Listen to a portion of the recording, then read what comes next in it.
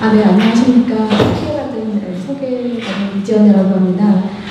그동안 특별 교양 강좌에서 정말 훌륭하신 분들이 강의하러 오셨던데, 제가 오늘 이 자리에 서게 돼서 사실 굉장히 영광이지만 한편으로 굉장히 부담스럽기도 합니다.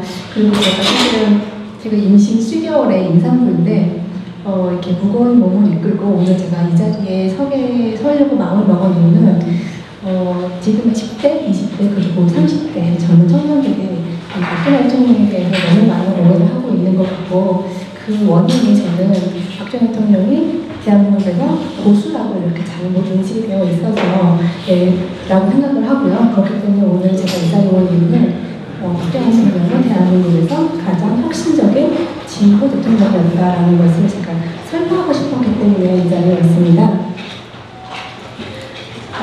이것을 사실 오늘 제가 여기 온 이유는 이제 오늘 제가 하는 이 내용이 이 말씀은 어르신들은 많이 계셨는데 젊은 층에게 많이 전달이 되었으면 하는 마음으로 왔습니다. 그래서 지금 이렇게 방송도 지금 하고 계시고 한데, 그래서 저의 오늘의 이 강의의 대상은 젊은 층입니다. 그래서 미리 양해 말씀을 드리고요. 어쨌든 박정희 대통령께서 대한민국에서 가장 훌륭하신 진보 대통령이라는 것을 증명하기 위해서는 무엇보다 대한민국에서 잘못 정립되어 있는 보수, 진보, 우파, 좌파의 개념을 좀 바로잡을 필요가 있다고 생각을 합니다. 저는 한국에서 학창 시절을 보내지 않았습니다.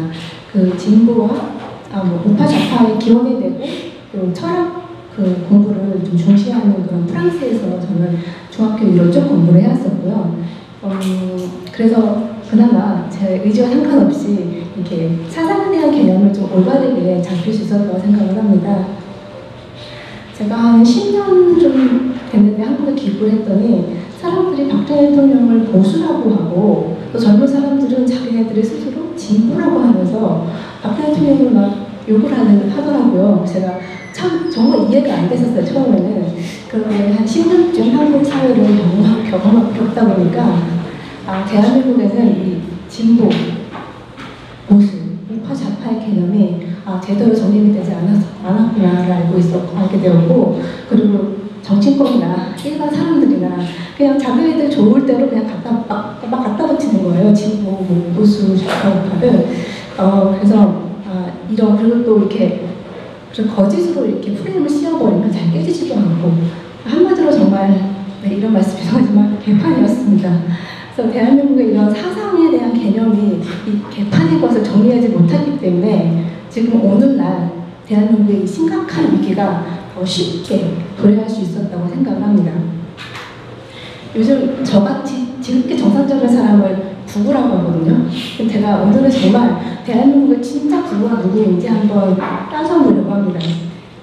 오늘 강의는 제가 정말 10대, 20대, 30대 청년들을 제가 대상으로 지금 준비를 한 것이기 때문에 지금 저는 죄송하지만 앞에 계신 분들보다 이 마이크가 더 카메라가 더 중요해요. 제가 오늘 하는 얘기가 이 젊은 층한테 전달이 되려면 이 마이크가 있어야 되고, 그래서 이 카메라에 잘 담아야 되거든요. 그래서 양해의 말씀을 좀 부탁드리겠습니다. 그러면 다시 시작을 하겠습니다. 이 진보, 보수, 우파, 좌파라는 개념이 정말 오랜 시간 동안 역사 속에서 많은 사건들을 겪으면서 이렇게 정립이 되어 왔고, 또 시대와 사회가 변함에 따라 그 개념도 조금씩 바뀌어 왔던 건 사실입니다. 예를 들어서 프랑스 18세기 프랑스 혁명 때 국민공회에서 당시 이제 왕실을 이제 옹호하던 왕당파는 오른쪽에 앉고, 부르주아를 대변했던 공화파는 왼쪽에 앉으면서 이 우파 좌파의 개념이 생긴 건데요. 이 공화파가 루이 16세를 처형하고, 그다음에 왕당파를 추출한 이후에 다시 공화파 내부에서 이번에는 로베스피에르의 급진 좌파 자코벤당이 겉치게 앉고, 그다음에 부르주아의 이해를 대변했던 온건파, 지원군파가 우측에 앉으면서 다시 한번 좌우로 갈리게 됩니다. 또 어떨 때는 살아있을 때는 당시 이렇게 좌파의 인물로 인식이 되었던 사람이 있는데 그 사람이 나중에 시간이 지나고 보니까 이 사람은 우파였더라 라고 이렇게 바뀌는 경우도 있었어요. 예를 들어서 샤넬 백이라는 이 사람이 프랑스 그 캐톨릭 작가인데 자기는 스스로 사회주의자라고 이렇게 생각을 했었고 그리고 또 19세기 말에 프랑스의 그 유대인 장교 드레퓨스라는 장교가 그 독일의 군사기밀을 유출했다는 혐의로 간첩 혐의로 정신형을 받는 사건이 있는데 그때 이 드레퓨스를 옹호하는 그런 행동을 하면은 그때는 좌파로 분류가 됐거든요. 그래서 그 당시에는 좌파라고 생각을 했는데 이 사람이 그 옛날 과거 프랑스에 대한 집착이라던가 아니면 또 굉장히 국수주의적인 그런 열정이라던가 또 1차 세계대전 때 이 사람 전사를 하게 됩니다. 그래서 이 사람이 했던 행동을 보고 지금 프랑스에서는 우파 쪽으로 이렇게 분류를 하는 걸 볼 수 있었습니다. 네. 제가 오늘 강의를 준비하기 위해서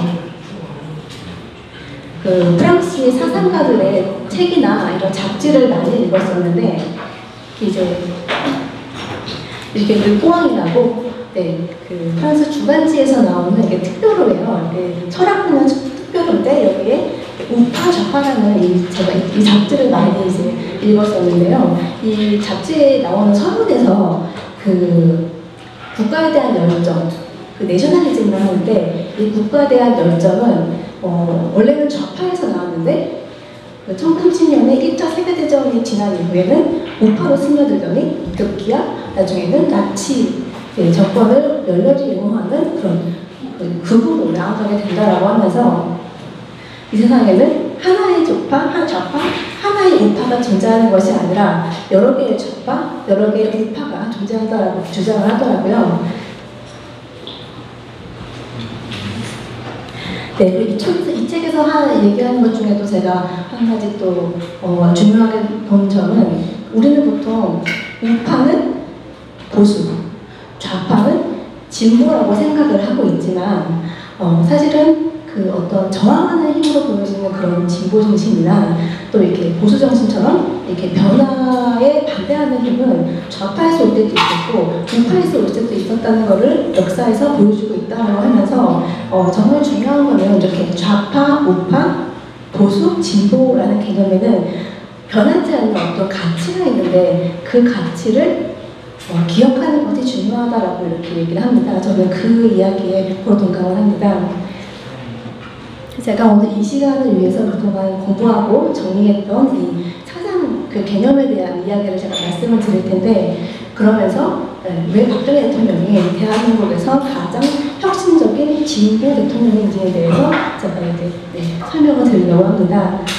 제가 임신 7개월에 지금 무거운 몸을 이끌고 이 자리에 왔을 때는 대한민국에서 보수, 진보, 우파, 좌파라는 개념이 너무 잘못 쓰여지고 있고 그래서 이것을 비판할 각오로 여기 왔습니다.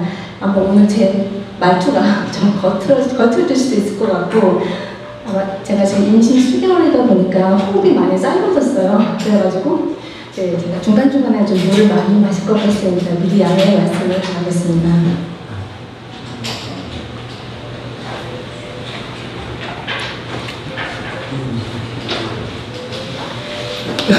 우선 좌파, 우파, 진보, 보수가 변함없이 지니고 있는 가치. 제가 생각했을 때 각각의 개념을 대변하는 그 가치를 한마디로 정리를 해본다면요. 우선 우파는요. 네, 죄송합니다. 네, 우선 우파는 자유를 지키는 것이라고 생각합니다. 좀 더 정확히 이야기하자면 자유민주주의와 자유시장 경제를 지키는 것이죠. 혹시 동의하시나요? 네. 그럼 좌파는요? 네, 평등을 지향하는 거라고 생각합니다. 네, 그럼 진보는요? 기존의 틀을 깨고 새로운 사고를 하는 것. 네, 그리고 마지막 보수는요? 저는 개인적으로 이 네 가지 개념 중에 보수를 가장 중요하게 생각을 하는데요. 제가 생각하는 보수란 지켜야 할 가치를 지키는 것이라고 생각을 합니다. 그리고 이 지켜야 할 가치가 무엇인지에 따라서 국가의 흥망성쇠가 결정되기 때문에 이 보수라는 가치가 가장 중요하다고 생각을 하는 겁니다. 그런데 말입니다. 대한민국에서 지금까지 소위 우파라는 분들이 자유를 지키는데 얼마나 많은 노력을 했을까요? 소위 좌파라는 사람들이 평등을 지향하기는 하는 것일까요? 소위 진보라는 사람들이 기존의 틀을 깰 만큼 새로운 사고를 할 능력은 있는 것인지, 소위 보수라는 사람들한테 지켜야 할 가치가 있긴 있는 것인지 저는 엄청난 회의감이 듭니다. 이제부터 차근차근히 제가 각각의 개념과 가치를 한번 따져보겠습니다. 우선 우파부터 해보겠습니다. 네, 프랑스에서는 프랑스 혁명 이후에 우파를 8개로 구분을 합니다. 아까 말씀드렸듯이 프랑스 혁명 때 국민공회에서 왕당파가 오른쪽에 앉고 공화파가 왼쪽에 앉으면서 우파, 좌파의 기원이 되었는데, 그 왕당파, 그러니까 정통 왕조 지지파가 그 첫 번째고요. 그리고 입헌 군주제를 주장했던 올레어파, 나폴레옹파, 자유공화주의파, 민족주의자, 기독교 민주주의파, 그리고 농건주의파, 농업을 조심했던 농건주의파, 그 다음에 마지막으로 프랑스 제5공화국을 세운 샤를 드골의 드골파, 이렇게 역사적으로 8개의 우파를 이렇게 정리를 하는데요. 사실상 지금은 거의 다 소멸되었고 자유주의자, 민족주의자 이렇게 2개만이 프랑스 우파 무대에 남아있다라고 봅니다. 그리고 프랑스에서 이 우파라는 개념을 정립시켰던 사람이 바로 이 왼쪽에 있는 토킬이라는 사람인데요. 제가 개인적으로 가장 좋아하는 사상가이기도 합니다.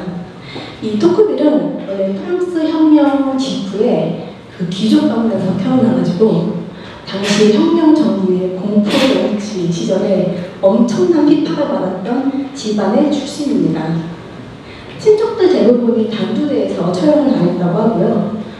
그리고 이 토크빌이 자유사상을 배울 수 있었던 사람이 바로 오른쪽에 있는 말제르브, 외할아버지 말제르브인데요. 이 말제르브는 프랑스 혁명 당시에 루이 16세를 변호했던 변호사였습니다.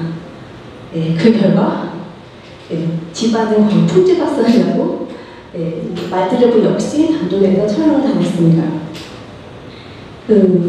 토크빌의 외할아버지인 말제르브는 물론 왕실에 충성하긴 했지만 정치적으로는 그 군주제의를 비판하고 그리고 인민의 자치를 주장할 정도로 굉장히 혁명적인 사람이었다고 합니다. 토크빌은 자신의 외할아버지에 대한 자부심이 굉장히 강했는데, 나는 왕 앞에서는 인민을, 인민 앞에서는 왕을 옹호했던 말제르브의 손자다라고 쓰기도 했습니다. 어쨌든 이 토크빌이 만 25세, 26세의 나이에 걸쳐서 미국을 10개월 정도 이렇게 여행을 하는데, 그리고 돌아본 이후에 프랑스에 와서 만 29세의 나이에 미국의 민주주의라는 이 책을 발표하게 됩니다. 이 책에서 민주주의는 미래사회의 미래다라고 이렇게 주장을 하는데요. 당시에는 프랑스 혁명이 이제 일어난 직후였고, 프랑스에서 소위 우파들은 그 프랑스 혁명을 통해서 쟁취된 것들을 굉장히 힘들게 받아들이거나 거부하던 사람들이었어요. 그러다 보니까 민주주의가 미래의 현대사회의 미래다라고 주장했던 토크빌의 주장은 당시 프랑스 우파들의 개념하고는 조금 반대가 되는 그런 개념이었습니다. 그런데 이 20대 젊은 청년 토크빌이 미국을 여행하면서 느꼈고 이렇게 집필했던 그 내용은 사실상 정말 예언적이라고밖에는 말할 수 없을 정도로 굉장히 통찰력 있는 그런 내용이었고, 시간이 흐르면서 한 100년 정도 후에 이게 정말 사실이었구나 밝혀집니다. 그리고 이 토크빌이 쓴 미국의 민주주의 이 책 덕분에 프랑스에서 우파 사상이 정립이 되었습니다.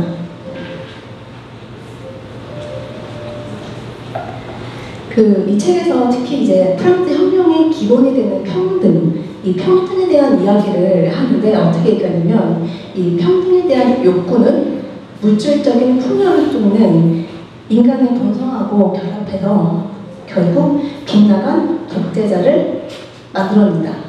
그리고 결국에는 우리가 쓰는 말인 전체주의를 낳게 된다라고 이제 설명을 하고 있습니다.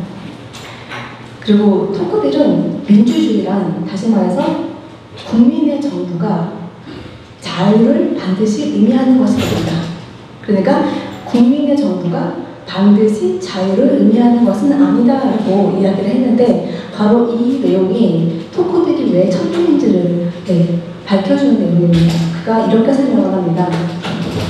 때로는 일반화된 자유와 정당으로 인해 실증난 민주사회는 구세주를 찾는 경향이 있다. 그리고 바로 여기에 포퓰리즘의 근원이 있다고 봅니다. 이 포퓰리즘이 그리고 어떻게 자유를 파괴하는지에 대해서 잘 설명을 하는데요. 이제 그 민주주의라는 것은 물질적 풍요에 대한 열정 그리고 평등에 대한 열정을 불러일으키지만 동시에 일련의 그런 구체적인 성과를 요구하게 되는데 여기서 중요한 문장이 나옵니다. 평등에 대한 욕망은 평등이 커질수록 점점 더 만족할 수 없게 된다라고 주장을 합니다. 그리고 경제가 발전할수록 이 커지는 이 평등에 대한 욕망은 엘리트들에 대해서 경멸하게 되고 무슨 짓을 해서라도 부자가 되고자 하는 욕망을 불러일으키고 그러다 보면 법치주의를 거부하게 되고 결국에는 대중 평등가에게 길을 열어주게 되면서 독재자가 만들어지게 된다라고 설명합니다. 그리고 개인의 자유는 없어지겠죠. 이 이야기를 지금으로부터 200년 전에 했던 겁니다. 이미 200년 전에 대중민주주의의 약점을 통찰해낸 천재였던 거죠. 대중민주주의는 광장민주주의. 지금 대한민국 상황하고 비슷합니다. 그래서 제가 이 말씀을 드리는 거예요. 이 만 25세의 젊은 나이에 정말 미국에 간 토크빌은 제약 없는 산업활동, 다시 말해서 자유시장 경제 체제가 돌아가는 것을 보고 굉장히 큰 충격을 받았다고 합니다. 그리고 사회적 평등은 결국에 시장의 지배와 이윤 손실의 좌우가 되는데 이 자유시장 원칙이 철저하게 지켜진다는 것이 결국 미국을 민주주의로 만들고 각각의 개인들이 독립된 개인들이 참여하는 공화적 민주주의를 유지하는 비결이더라 라고 이렇게 결론을 내리게 됩니다. 이 우파 사상을 정립시킨 천재 토크빌의 주장을 다시 한번 정리를 하면요.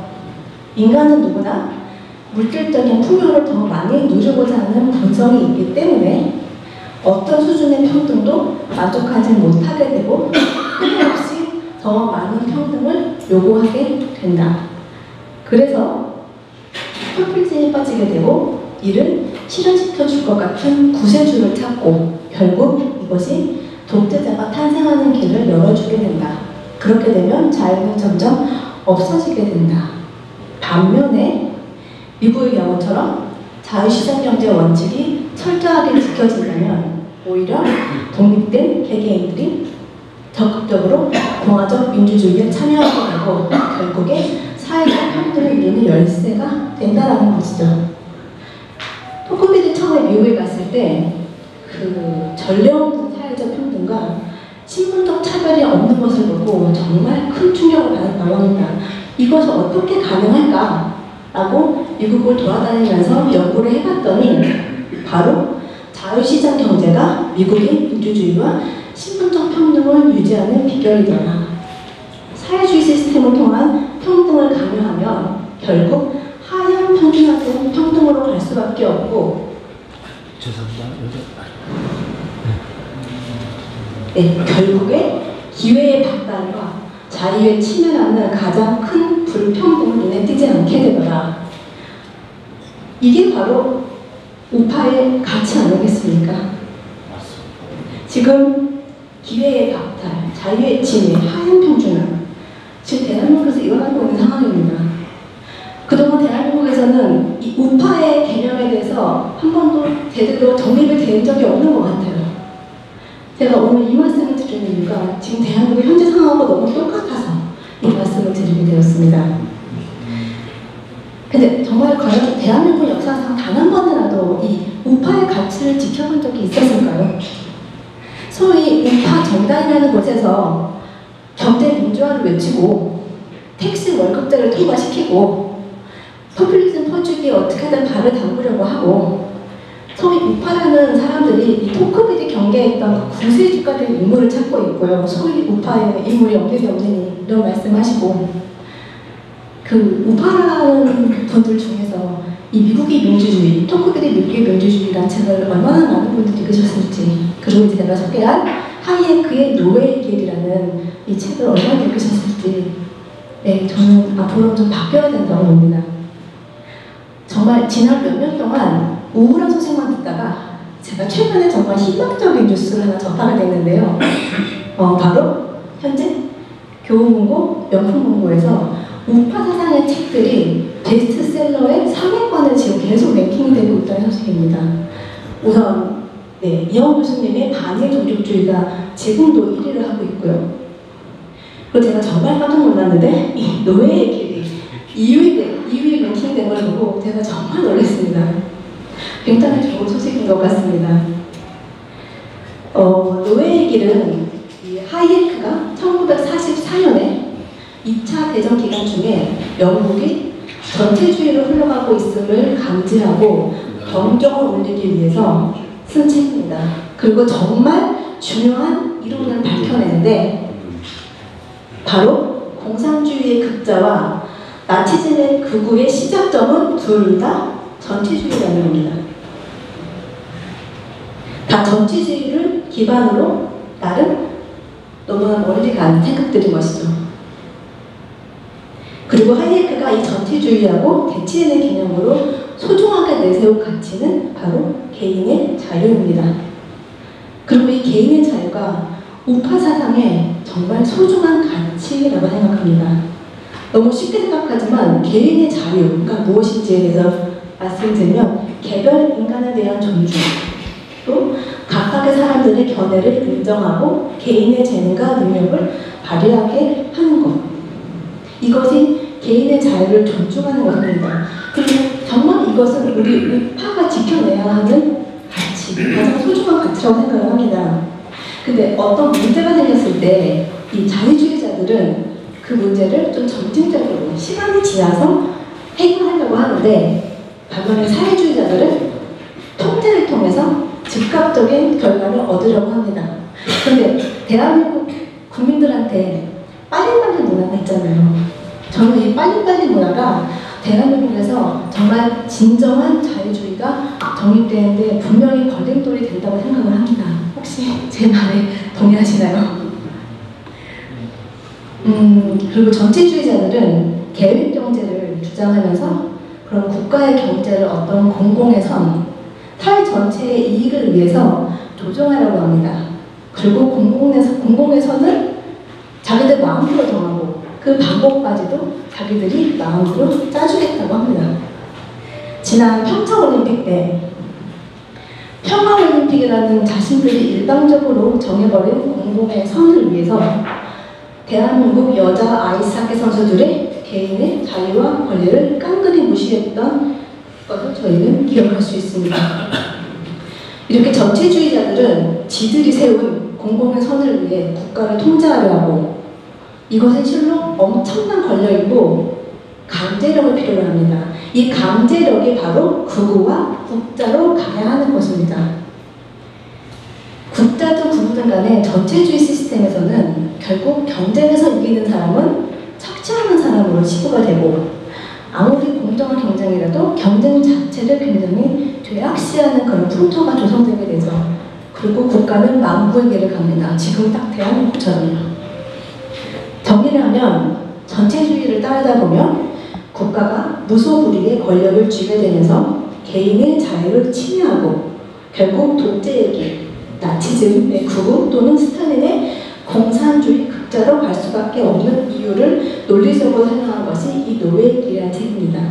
다시 말해서 구분화 국가란 전체주의자가 자신들이 일방적으로 내세우는 목적을 위해 강제적으로 통제하는 것에서 시작합니다.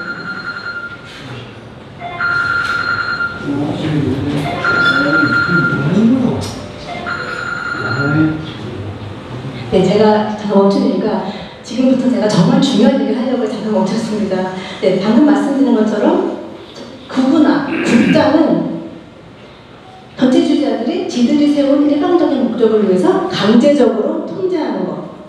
그러면 이제 대한민국에서 누가 진짜 국민인지 한번 따져볼까요? 네, 아까 말씀드렸던 평화올림픽이라는 자기들이 정한 공공의 선을 위해서 대한민국 아이스하키 선수들의 권리를 강제적으로 박탈했던 사람은 누구인가요? 아름다운 삶, 사람다운 삶이라는 사회적 목적을 위해서 최저임금 인상을 강제적으로 해서 강행을 해서 그 폭풍은 국민들에게 돌리는 사람은 누구인가요? 개인이 투자해서 세운 사립유치원을 공공의 적으로 돌려서 국가가 강제적으로 통제하려고 하는 사람은 누구일까요? 이게 내 돈이 들어갔기 때문에, 그리고 제가 이제 아이를 낳기 때문에 알지만 사립유치원들은 굉장히 경쟁이 심해요. 그래야지 살아남기 때문에. 근데 그 경쟁을 통해서 우리 아이들은 좀 더 좋은 교육을 받을 수 있는 권리가 그 선택의 폭이 더 넓어지는 거거든요. 근데 우리 아이들이 좋은 교육을 받을 권리를 지금 강제적으로 박탈하는 사람은 누구인가요?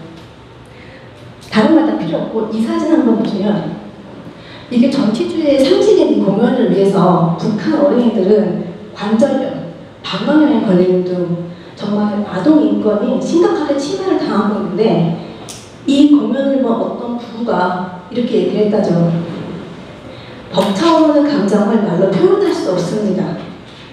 김 위원장과 북녘 동포들이 어떤 나라를 만들어 나가고자 하는지 가슴 뜨겁게 보았습니다. 도대체 누가 구구인가요?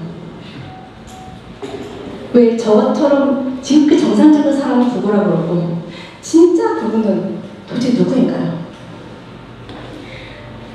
하이에크는 국가의 역할을 딱 두 가지로 제안을 합니다.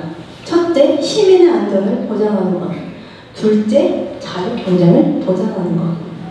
이 자유민주주의, 자유시장경제, 나는 자유경쟁의 이 자유라는 가치를 정말 목숨 걸고 지킬 줄 아는 진정한 우파 정당이 대한민국에 생겨나기를 간절히 바라겠습니다. 네, 이제 좌파의 가치를 한번 살펴보겠습니다. 그 프랑스 혁명 과정 중에서 이 좌파라는 단어가 형성이 되었고 유리한 것으로 이제 학회에서는 의견이 일치되고 있고 좌파의 시작점은 평등입니다. 그리고 프랑스 혁명 이후로 지금까지 그 평등을 어느 선까지 봐야 하냐, 이 평등에 대한 보편성에 대한 문제 제기는 지금까지 꾸준히 되고 있습니다. 1789년에 프랑스 혁명의 어떤 인권선언에서 이 선언을 작성한 사람들이 선언문 제1조에서 모든 인간은 자유롭고 평등하게 태어나서 생활할 권리를 가진다라고 공표했지만 노예제도 폐기하는 것을 거부했고요. 여성이 남성과 동등한 사회적 권리를 지닐 수 있다는 것을 이해하지 못했습니다. 그리고 이 평등에 대한 기준에 따라서 좌파 내에서도 여러 부류의 좌파로 나눠지고 있습니다. 그 지난 몇 년 동안 그 촛불혁명이 프랑스 혁명에 버금간다는 등 이런 헛소리를 듣는 게 제가 너무 괴로웠었는데 사실상 1789년에 로베스피에르의 극진 좌파가 일으켰던 프랑스 혁명은 실패했습니다. 네, 왕을 죽이고 혁명을 시작한 로베스피에르는 사실상 실패하는 자고 공포 정치를 휘두르다가 2년 만에 본인도 단조대에서 처형을 당했죠. 그 프랑스 혁명 이후에 프랑스는 정말 엄청난 혼란을 겪었고요.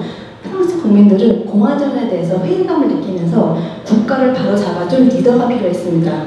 그리고 나폴레옹이 등장해서 스스로 황제로 등극하는 순간 자코빈들이 일으킨 프랑스 혁명은 실패한 거죠. 왕을 죽이고 혁명을 했는데 황제가 등극을 했으니까요. 이렇게 프랑스 혁명이 끝난 이후에 프랑스는 5번의 공화정, 두 번의 재정, 두 번의 왕정을 왔다 갔다 하면서 정말 한 170년 동안 엄청나게 많은 그 혼란을 겪었었는데, 그때 프랑스 좌파들은 진짜 해방은 정치적 전복을 통해서가 아니라 사회의 점진적인 변화를 통해 이루어질 수 있다고 믿는, 이것을 정말 증명하려고 했었습니다. 그리고 자본에 의해서 노동의 착취가 근본적인 불평등의 원인이라는 그 마르크스 분석을 자신들의 가치의 이론으로 받아들였습니다.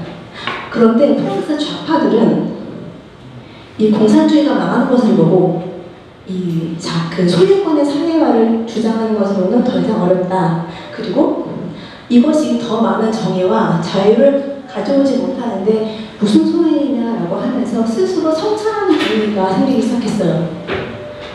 그리고 프랑스 좌파 지식인은 크리스토프 프로샤손이라는 교수님은, 이분은 프랑스 좌파 지식인이에요. 이분이 이 책 이름이 과연 좌파는 도덕적인가? 라는 책을 써서 이 좌파 내에서 그들의 행동에 대해서 좀 더 깊은 의미를 성찰해야 된다고 이런 분위기가 계속 되고 있습니다. 정말 부럽지 않습니까? 대한민국에 스스로 좌파라는 사람들은 사실 마르크스 레닌의 그 공산주의 사상을 숭배하면서 지들은 좌파라는 타이틀을 거부하고 스스로 진보라고 생각을 하고 있잖아요. 도덕적으로 참 엄청나게 타락을 했는데, 그거를 저희가 최근에 지켜보고 있죠. 정말 내로남불의 끝을 보여주고 있습니다. 얼마 전에 조로남불로 바뀌긴 했는데, 그리고 자기네들은 스스로 도덕적인 행동을 하는데 정말 너무 역겹고 정말 구역질을 할 것 같습니다.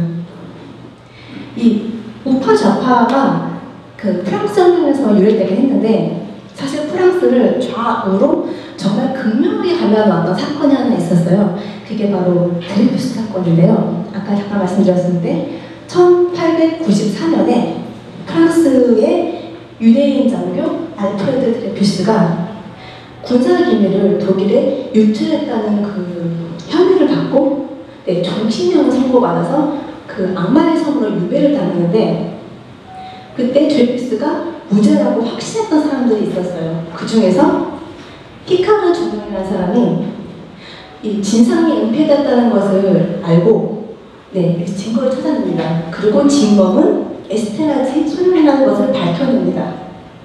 그런데 3부에서 피카르의 입을 막고 에스테라지한테는 증거 불충분으로 무죄 판결됩니다.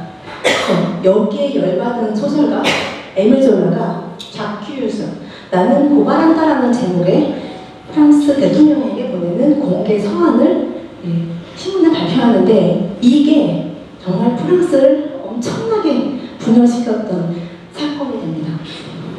그때 프랑스는 드레푸스파, 반드레푸스파로 완전 극명하게 나뉘게 되고, 드레푸스파는 좌파로, 반드레푸스파는 우파로 분류가 됩니다. 그 이유는, 그러니까 드레푸스를 옹호했다는 사람들은 드레푸스가 무죄다, 진실을 밝혀야 된다는 사람들이었고, 반드레푸스파는 당시 프랑스가 그 유태인들, 금융 쪽의 유태인들이 프랑스 정치인들하고 하루 매일매일 그 비자금 스캔들이 터지는 거예요. 그래서 유대인에 대한 굉장히 반감이 있었고, 이 사람들은 군국주의자들이었어요. 그래서 이렇게 완전히 나뉘게 되는데, 어쨌든 이것 때문에 에밀 졸라가 2년의 징역형을 선고받고요. 바로 항소했는데 져서 망명을 하게 됩니다. 망명길을 오르면서 유명한 말을 하나 합니다. 진실은 전진하고 있고 그 무엇도 그 발걸음을 멈추지 못하리라. 당시 프랑스 좌파의 가치는 평등보다는 진실이었습니다. 저는 이 대목에서 박근혜 대통령 탄핵 정국에서 태극기를 들었던 분들에 대한 이야기를 안 할 수가 없습니다. 저도 태극기 집회 초창기부터 나갔던 사람이고, 그때 태극기 집회 나왔던 정말 많은 분들이 정말 박근혜 대통령이 죄가 없다는 걸 알았기 때문에 그 진실을 밝히고자 나오신 거잖아요. 당시에 대한민국의 저질스러운 그 언론적 필두로 거짓이 난무하고, 정말 박근혜 대통령이 죄가 없다는 걸 아는 사람들이 나온 게 태극기 집회인데, 그럼 우리 태극기를 든 사람들이 좌파입니까? 도대체 대한민국에는 진실을 밝히고자 하는 좌파가 있긴 있을까요? 이 드레이프스 사건이 정말 중요한 이유가 에밀 졸라를 선두로 해서 당시 좌파 지식인들을 도덕적인 이유로 사회적 참여를 이끌었기 때문입니다. 이것을 지식인들의 안가주먹이라 하죠. 박근혜 대통령 탄핵 전국 당시에 거짓이 진실을 덮고 법치가 무너지고 있는데 대한민국 자칭 지식인들은 그때 다 뭐 했습니까?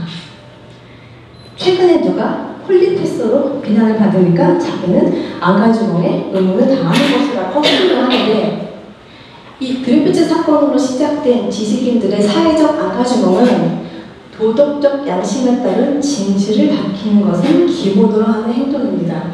제발 정신 차리시기 바랍니다. 그리고 프랑스 사회주의 좌파의 아이콘으로 불리는 레옹 블룸이라는 정치가가 있었는데, 이 사람은 사회주의자들하고 공산주의자들을 아우르는 인민전선이라는 그런 정당의 수장으로 프랑스에서 첫 번째로 사회주의 좌파 총리를 지낸 사람입니다. 유급휴가라든가 주 40시간 근무제, 그리고 프랑스의 그 유명한 파업을 창시한 인물이기도 한데요. 처음에는 사회주의자하고 공산주의자를 다 아우르는 정당을 이끌다가 1919년에 프랑스 사회당 선거 때 당시에 볼셰비키 공산당하고 이렇게 대립을 하더니 같은 해에 급기야 모스크바에 만든 그 국제적인 공산당 기구인 코민테른의 가입을 거부합니다. 사실상 공산주의하고 손을 그은 거죠. 레옹 블룸 역시 당시에 그 드레이프스 사건에 사회적 안가주먹을 다하는 그거를 위해서 본인이 사회주의자가 되면서 이때부터 공산주의하고 이렇게 배척을 했다고 하더라고요. 이 레옹 블룸이 쓴 책이 사회주의자가 되기 위해서라는 책이 있는데, 이 책에서 그가 생각하는 사회주의 좌파의 신념을 이렇게 밝혔습니다. 사회주의 안가주먹이란 진실과 인류에 대한 끊임없는 추구이다. 저는 처음에 좌파의 가치를 그냥 평등으로 생각했었는데, 유럽의 대표적인 사회주의 국가 프랑스의 사회주의 지식인들을 살펴보니까 이 사람들은 끊임없이 사회주의 좌파에 대한 그 가치에 대해 성찰하고 있었고, 좌파의 가치를 평등에서 진실 추구로 넓혀가고 있는 것을 볼 수 있었습니다. 대한민국의 진정한 사회주의 좌파가 존재하긴 할까요? 프랑스에서 좌파 지식인들의 헤게모니를 비판했던 유명한 철학가가 있습니다. 지식인의 아편이라는 책을 쓴 레이몽드 아편이라는 분인데, 이분이 원래는 사회주의자였다고 합니다. 그러다가 런던에서 하이에크를 만나고 자유주의자로 개종을 하는데, 당시 드골 장군이 이끌던 프랑스 국민연합이라는 정당에 가입을 했는데, 그 당시에 프랑스 지식인 사회가 굉장히 편향되어 있었는데, 그래서 지식인 사회에서 추방을 당합니다. 아론을 향해서 반공산주의자들은 개다 라고 이렇게 욕설을 퍼붓기도 했습니다.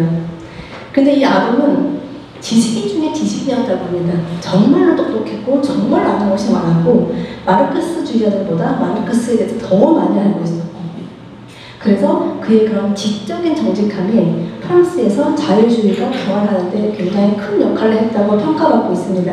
이 아론이 쓴 지식인의 아편에 굉장히 유명한 말이 나옵니다. 정직하고 머리 좋은 사람은 절대 좌파가 될 수 없다. 정직한 좌파는 머리가 나쁘고 머리가 좋은 좌파는 정직하지 않다. 모순투성이인 사회주의 본질을 모른다면 머리가 나쁜 것이고, 알고도 추종한다면 거짓말장이다. 대한민국에서 자기들이 진보라고 생각하고 있는 이 대한민국의 좌파를 두고 아론은 60년 전에 일침을 가하는 것만 같습니다. 이제 오늘의 메인 주제인 진보에 대해서 나누겠습니다. 제가 처음에 생각하는 진보의 가치는 바로 기존의 틀을 깨고 새로운 사고를 하는 것이라고 말씀드렸었는데요. 2006년에 그 이무희열 작가님이라는 분께서 중앙일보하고 인터뷰를 하신 걸 제가 봤는데요. 변화하는 세계를 보라. 지금 세계를 주도하는 세력은 진보 우파다. 한 번 진보로 해서 영원히 진보가 되는 것도 아니고 진보가 좌파의 전유물도 아니다 라고 말씀하신 부분이 있었는데 제가 전적으로 공감을 했습니다. 진보의 정확한 뜻을 고민해 봤을 때 과연 대한민국의 좌파가 한 번이라도 진보적인 행보를 보여본 적이 있었나요? 저는 기억나지 않습니다.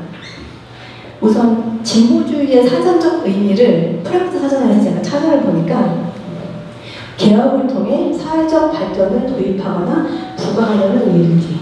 특히 철학적으로는 과학, 기술, 경제 발전 및 사회 조직의 발전이 인간의 상태를 개선하는 데 필수적이라는 사고와 그에 따른 사회적 발전에 기반한다라고. 이것이 진보주의다. 내가 프랑스 철학에서 배운 진보주의는 바로 이것이었습니다. 그러니 제가 박정희 대통령이 진보라고 주장할 수밖에요.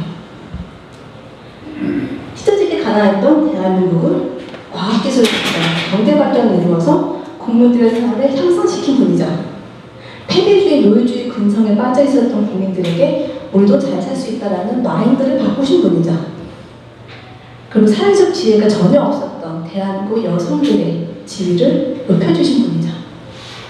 상동공상의 낡은 질서를 깨버리신 분이죠. 박정희 대통령이 대한민국에 이루신 그 진보적인 성과는 셀 수가 없는데 어떻게 박정희 대통령이 보수입니까? 제 말이 틀리나요? 철학적인 면에서 이 진보라는 개념은 18세기 프랑스 계몽주의 사상가들로부터 시작이 되었다고 보는데, 왜냐하면 당시에 계몽주의 사상가들은 사람들한테 지식을 부여하면 그 지식이 확산됨으로 인해서 그 구체제, 억장내진 구체제에 대한 문제 제기를 하게 되고 이것이 사회를 변화시킬 수 있다고 믿었기 때문입니다. 한마디로 얘기해서 의식의 변화가 사회를 바꿀 수 있다고 생각하는 것이죠. 그리고 이것이 진보의 시작이라고 보는 것입니다. 그리고 대한민국에는 이런 의식의 변화가 사회를 바꿨던 자랑스러운 역사가 있습니다. 바로 박정희 대통령의 새마을운동이었죠. 지금 젊은 세대가 경험하지 못했기 때문에 절대 이해할 수 없는 것 중에 하나가 1950년대, 60년대 대한민국의 농촌 생활일 겁니다. 저도 사실 전혀 상상이 안 가요. 그런데 제가 예전에 그 정주영 회장님의 자서전에서 본 글이 하나 있는데, 아무리 열심히 일을 해도 끊임없이 그 빈곤의 악순환이 계속되는 농촌에서 벗어나고 싶었다라고 말씀하신 부분이 있더라고요. 그래서 근데 이제 게다가 당시 대한민국 사회, 전통사회는 신분제 사회였잖아요. 혹시 얼마 전에 끝난 드라마인데 미스터 선샤인이라는 드라마가 있었어요. 그 드라마에서 보면 그 4대부의 가문의 그 출신인 고백신이라는 사람이 당시 미국 공사관 신문의 유진 초이가 원래는 로비 출신이라는 걸 알고 되게 놀라는 장면이 있거든요.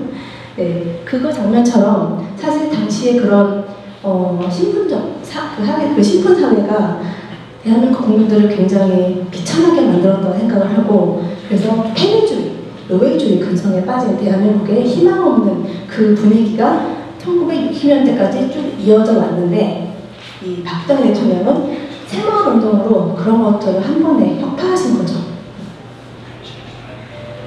그 농민들한테 금융, 자족, 협동 정신을 일깨워서 우리도 잘 살 수 있고 마을을 잘 살게 해서 나라를 잘 살게 할 수 있다 라고 희망을 주었고, 대한민국 5,000년 역사상 처음으로 원래 그때 우리나라 국민들이 되게 수동적인 백성의식에 강한 그런 성격이 있었는데 국가 발전에 주도적으로 참여하는 능동적인 사람으로 이렇게 변하게 하신 거잖아요. 정말 사람의 그런 생각을 개선했던 그런 위대한 운동이었습니다.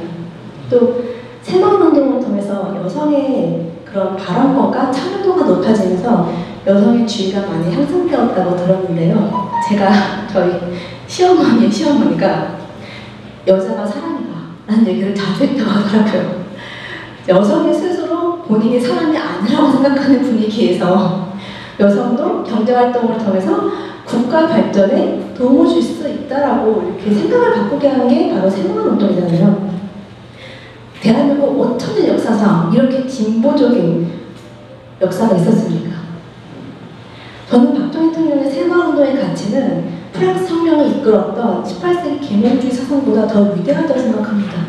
왜냐하면 새마을운동은 성공을 했으니까요. 프랑스 혁명은 10%로 끝났고요. 그리고 박정희 대통령이 대한민국을 진보시켰던 또 다른 업적은 바로 상공공사의 신분질서를 상공농사로 바꾸고자 하셨던 거라고 생각합니다. 대한민국은 5천년 동안 선비, 농민, 그다음에 장인, 기술자, 그다음에 장사꾼 순서대로 대우를 받았다고 하죠. 그러니까 조선시대에는 글 읽는 선비들이 최고의 대우를 받았고 기술자들은 멸시를 받았고 그래서 망했죠. 조선은 그래서 망했습니다. 그렇게 오랫동안 그 상공공상의 신분 질서가 박혀있던 대한민국을 박정희 대통령은 기술자들과 기업인들이 대우받는 사회로 만드신 거죠. 제가 직업상 기업인들을 많이 만나는데 가끔 공무원들하고 일할 때도 있어요. 그런데 제가 우리나라 고위공무원들을 만나면 자기들이 기업인들 위에 있다라고 생각하는 경향이 있다는 걸 제가 느끼거든요. 그때마다 제가 참 속으로 가짜다고 생각합니다. 속으로 지들 기업인들이 낸 세금을 먹고 살면서 이걸 제가 막 욕을 하거든요. 특히 금융 분야는 정말 답이 안 나오더라고요. 근데 아직도 이런데 박정희 대통령 시절에는 얼마나 더 했겠느냐라는 생각을 제가 정말 했었습니다. 그 진보의 가치는 기존의 틀을 깨고 새로운 사고를 하는 것이라고 말씀드렸는데 박정희 대통령이 사농공상이라는 기존의 틀을 깨고 반대로 상공농사로 바꾸고자 하신 것이 진보의 가치 아닙니까? 그리고 프랑스 철학은 또 이렇게 얘기를 합니다. 인류의 진보는 1800년 1차 산업혁명 당시 과학과 기술의 발전으로 인해 한 걸음 더 나아가게 되고 산업화된 국가에서 사회적 진보는 기술 발전을 통해 생산된 부가 빈곤과 같은 비천함을 극복하고 모든 계층의 국민들에게 제공되어야 한다는 정신을 이끌어낸다 라고 말하고 있습니다. 박정희 대통령은 누구보다 과학기술을 중시하셨고 기술 발전을 통해서 대한민국 역사상 처음으로 빈곤에서 벗어나게 하셨습니다. 5천년 동안 농경사회였던 대한민국을 철강, 기계, 조선, 화학, 공업 강국으로 만드시려고 했었고 당시에는 이제 그런 중화학공업이 아무래도 선진국들이 오랫동안 독점했기 때문에 모두들 불가능하다고 했지만 박정희 대통령은 모험적인 투자를 강행하셨고 성공하셨습니다. 리스크를 테이킹하고 투자를 해서 성공했다.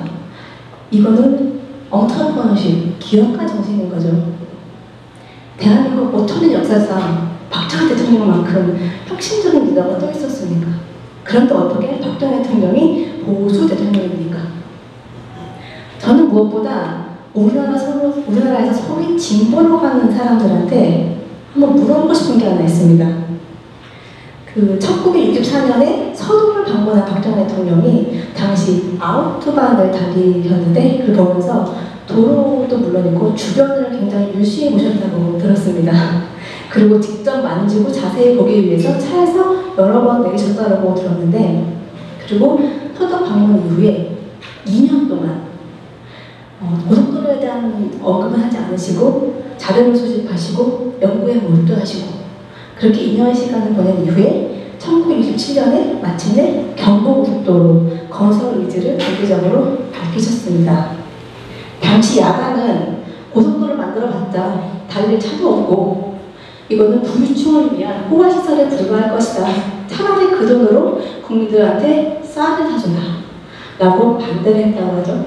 그런데 경부고속도로는 대한민국의 물류혁명과 이를 생각권을 가져다 주면서 한강의 기적의 신호탄이 되었습니다. 서울에서 부산까지 15시간 걸리는 것을 4시간 반으로 단축시키셨고 엄청난 물류비 절감하고 유통혁명을 가져왔습니다. 물류 소통이 가능해지면서 농산물이 대도시로 유통이 되었고 그래서 농촌이 부유해졌습니다. 또 이 산업구조가 중화공업으로 개편될 수 있었고, 이를 통해서 국민 소득이 형성되었고 소비가 증진했고 내수가 늘어났습니다. 한마디로 경부고속도로 건설은 당군 이래 가장 혁신적이고 진보적인 사업이었고, 이것을 구상하고 추진했던 분은 박정희 대통령입니다. 그런데 이 사진 아시죠? 차라리 국민들에게 쌀을 주라고 경부고속도로 건설 반대한다고 이렇게 자빠져계신 분들, 제가 정말 물어보고 싶습니다. 소위 진보라는 사람들한테 물어보고 싶어요. 누가 진보고 누가 보수입니까? 이 사진만 봐도 우리나라는 진보 보수가 너무 잘못 정립되어 있어요. 저기 자빠져계신 분들이 진보라고 하잖아요. 그냥 이러고 있지. 네. 이제 마지막 보수에 대해 이야기를 하겠습니다. 제가 오늘 이렇게 젊은 사람들이 많이 없고 연세 드신 분들이 오셔서 이 보수에 대한 이야기를 하기가 되게 지금 좀 꺼려지는데, 마음 잡습니다. 제가 오늘 굉장히 강한 어조로 말씀을 드릴 수도 있습니다. 대한민국에서 우파, 좌파, 보수, 진보 중에 이 보수라는 개념이 저는 가장 잘못 씌워지고 있다고 생각을 합니다. 젊은 사람들한테 보수 그러면 가장 먼저 떠오르는 이미지가 뭔지 아시나요?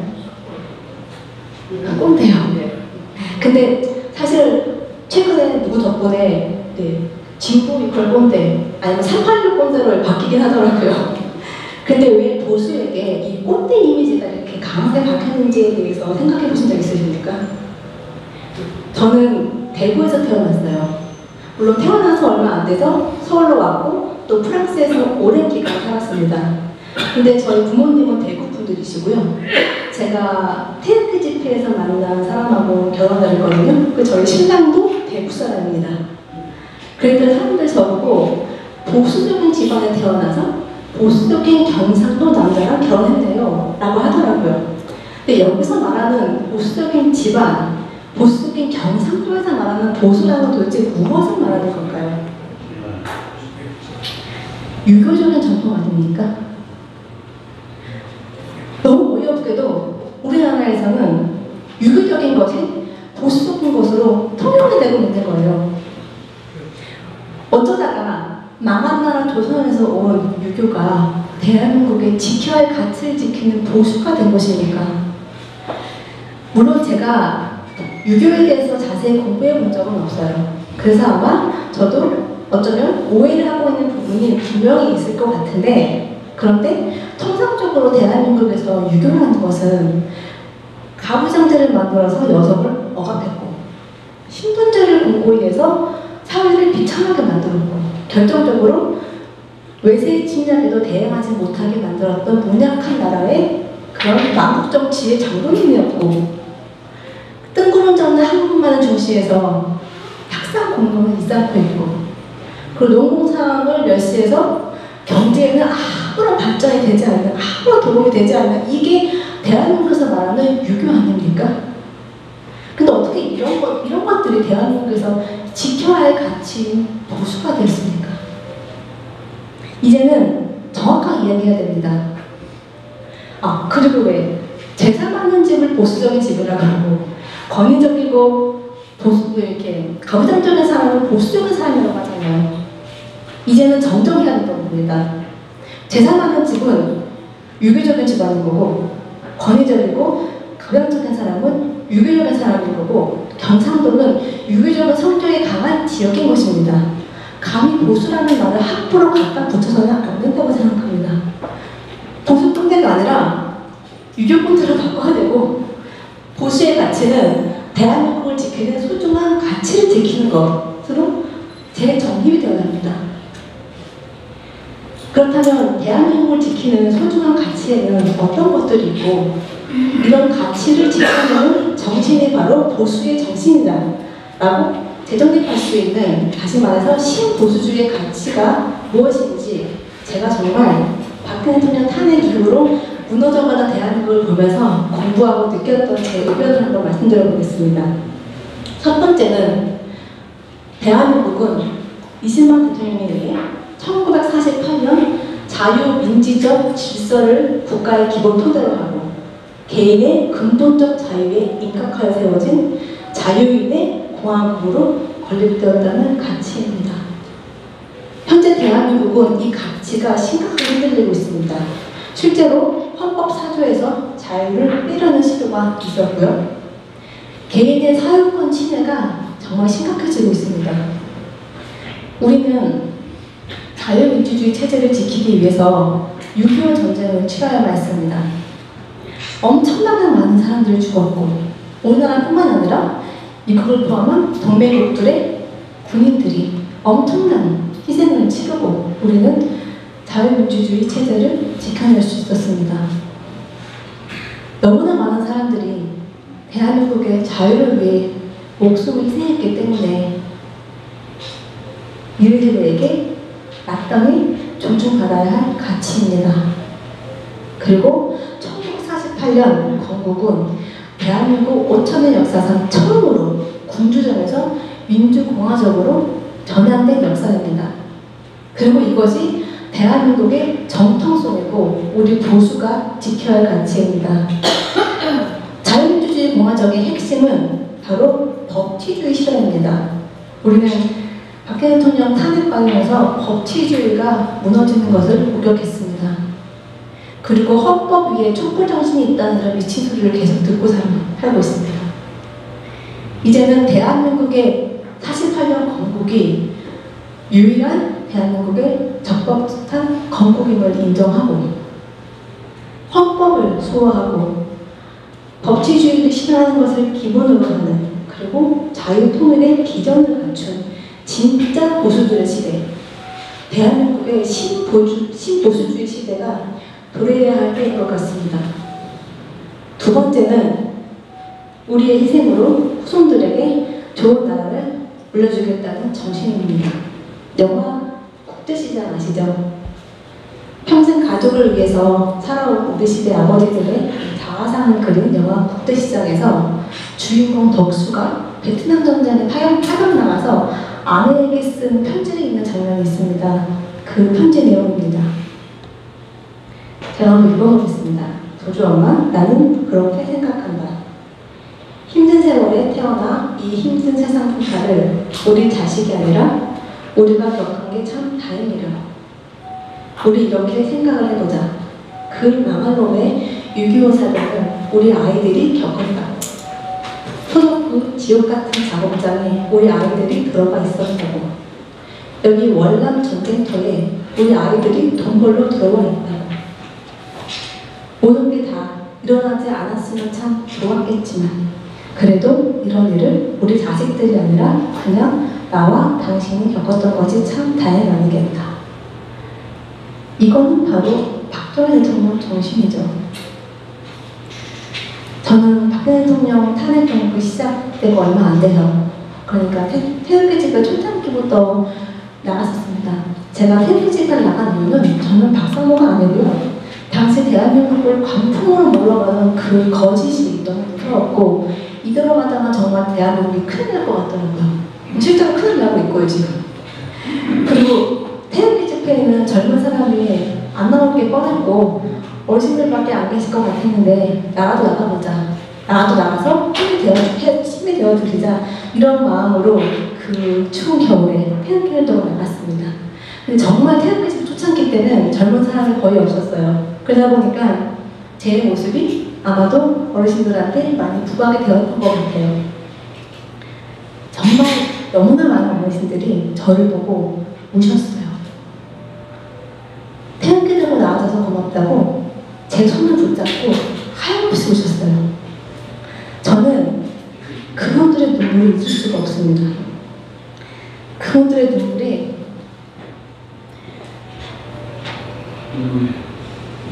이제 가슴에 이렇게 묻혀가지고 제가 오늘 이 자리까지 오게 된 겁니다.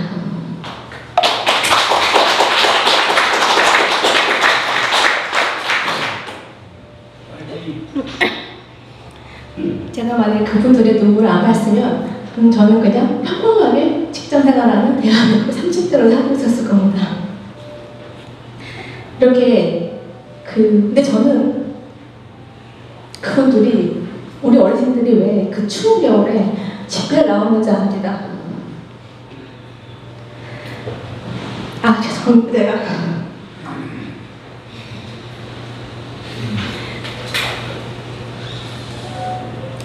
그때 저랑 같이 나왔던 그 청년들이 있어요. 지금 이 자리에 와 있는데 저희가 다 기억을 해요.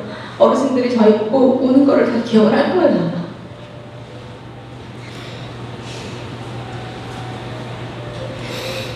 네, 후손들한테 잘 사는 대한민국을 물려주기 위해서 한평생을 희생하셨던 세대잖아요. 그런데 이런 대한민국을 지금 말도 안 되는 놈들한테 넘겨줄 수가 없는 거예요.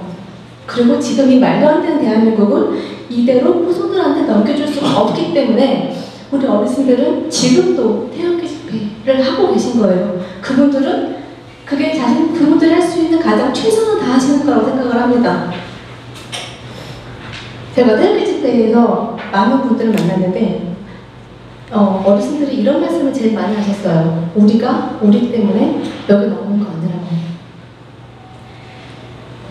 대한민국을 사랑하고 더 좋은 나라를 만들어서 후손들에게 물려주겠다는 이 정신을 지키는 것이 바로 보수가 지켜야 할 가치입니다. 그리고 누구보다 물론 이제 대한민국의 발전을 생각했던 분이 박정희 대통령이지만 저는 사실은 박정희 대통령만큼 아니 박정희 대통령보다 더 많이 대한민국을 진보시켰고 또 대한민국을 사랑하셨던 분은 저는 사실상 이승만 대통령이라고 생각합니다. 100년 전, 아니죠 110년 전에 1907년에 한성 감옥에서 창자가 끊어지는 고통으로 독립운동이라는 책을 쓰셨던 이승만 대통령의 마음은 아마 그 박정희 대통령께서 대한민국을 사랑하셨던 마음보다 더 큰 컸지 절대 작지 않을 거라 생각을 합니다. 제가 얼마 전에 미국의 LA하고 알래스카를 여행을 갔다 왔는데 그 나라를 위해 희생했던 군인들을 귀하게 여기는 문화를 보고 정말 부러웠습니다. 제가 LA 다저스 경기장, 야구 경기장을 갔는데 경기가 있어서 갔는데 그 큰 전광판에 경기 시작하기 전에 인터뷰를 하는데 오늘은 베트남전에 참전하셨던 군인 한 분이 오셨습니다. 뭐 이렇게 소개를 하니까 어떤 할아버지가 나오시니까 모두들 박수를 치더라고요. 그날 34,000명이 왔는데 모두들 박수를 치더라고요. 알래스카에 작은 공항에 갔는데 큰 공항이 아니었어요. 그런데 군인들을 위한 라운지가 따로 있고요. 제가 알래스카에서 굉장히 작은 도시를 갔는데 그 도시에 정말 작은 마을이라도 마을마다 국가를 위해 희생한 사람들을 위해 이렇게 공원을 만들어서 거기에 십자가가 있고 이렇게 성조기가 이렇게 둘러싸고 있더라고요. 제가 그걸 보면서 바로 이것이 미국을 정말 위대하게 만드는 것이구나 생각을 했습니다.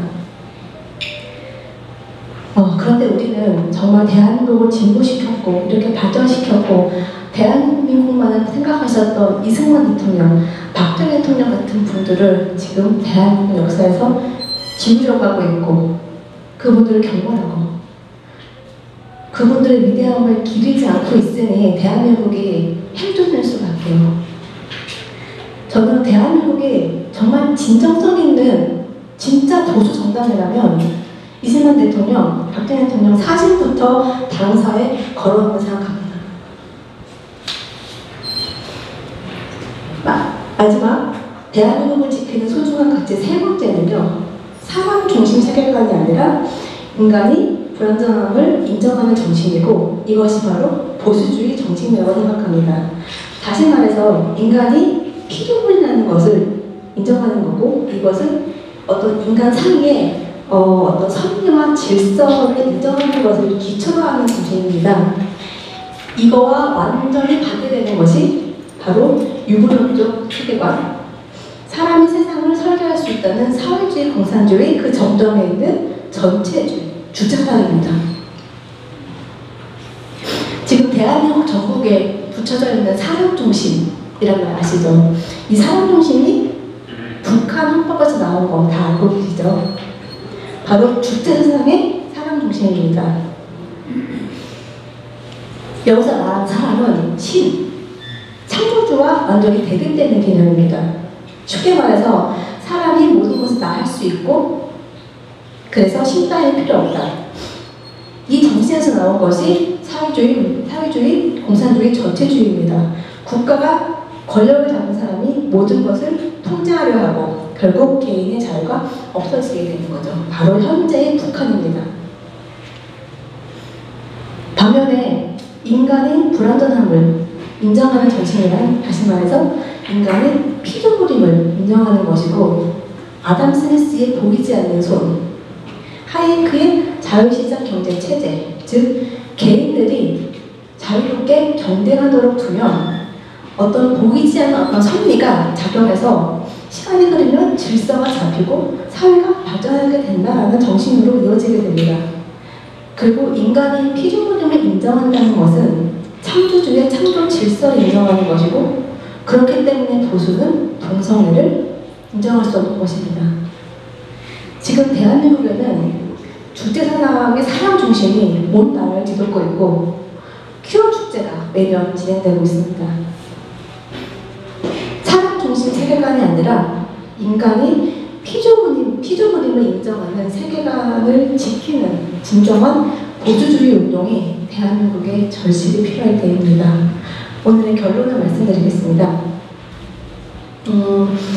미국도 40년대, 50년대에는 사회주의자들, 공산주의자들, 그리고 소련의 간첩들이 미국 각계각층에 활동을 하면서 미국을 사회주의로 만들려고 했다고 들었습니다. 당시 미국도 보수주의라는 말을 굉장히 부끄러워했다고 합니다. 그리고 우리나라 지금 젊은이들이 이승만 대통령과 박정희 대통령을 폄훼하고 증오하는 것처럼 그 당시 젊은 사람들도 그들의 거국정신을 증오하고 욱했다고 합니다. 물론 지금도 마찬가지로 미국도 지금 그 여러 언론이 굉장히 좌표형되어 있고 그리고 대학가가 굉장히 좌명화되어 있음에도 불구하고 이렇게 미국이 견고하게 보수주의 진영을 구축을 하고 이 보수주의 정신을 공화당의 기본 정신으로 이렇게 승리할 수 있었던 이유는 미국의 젊은 청년들로부터 일어난 보수주의의 재정립이 있었기 때문입니다. 미국의 보수주의가 성공할 수 있었던 가장 큰 이유가 어린이들이 아니라 미국의 젊은 층으로부터 일어난 보수주의 재정립, 이것 때문에 미국이 보수주의가 살아날 수 있었습니다. 미국의 보수주의를 재정립했던 가장 중요한 사람 중에 한 명이 러시엘 커크인데요. 러시엘 커크가 보수주의 정신이라는 쓴 그 책을 썼는데 그때 그 책을 쓴 나이가 20대였다고 합니다. 그리고 미국의 유명한 보수주의 잡지인 내셔널 리뷰를 윌리엄 버클리가 창간했을 때가 나이가 30세고요. 그리고 터닝 포인트 USA라는 이것도 보수단체인데 진보 보수단체를 다 통틀어서 현재 전 세계에서 가장 빠르게 발전하고 있는 이 단체의 대표가 지금 나이가 25살이라고 합니다. 이제 대한민국도 젊은 사람들, 청년을 중심으로 신보수주의 운동이 일어나야 합니다. 다행히 이 박근혜 대통령 탄핵이 이 깨어있는 젊은 사람들을 움직이게 했습니다. 지금 대학가에서 툴스포럼이라는 단체가 큰 활동을 하고 있고 또 젊은 유튜버들이 많은 활동을 하고 있습니다. 그리고 제가 전 직장이 따로 있지만 제가 애국 활동은 어떤 단체 이사로 활동을 하고 있는데 제가 이사로 활동하고 있는 사단법인 법치와 자유주의 민주주의 연대에서도 진정한 보수주의의 가치를 내세우는 그런 신보수주의 운동을 젊은 사람들하고 이제 해나가려고 준비를 하고 있습니다. 이 타이밍에는 경례 박수가 나와야 됩니다.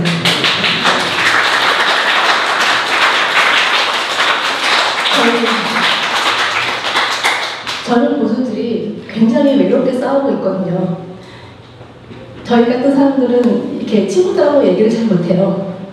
저희가 이상한 사람 친구 같기 때문에.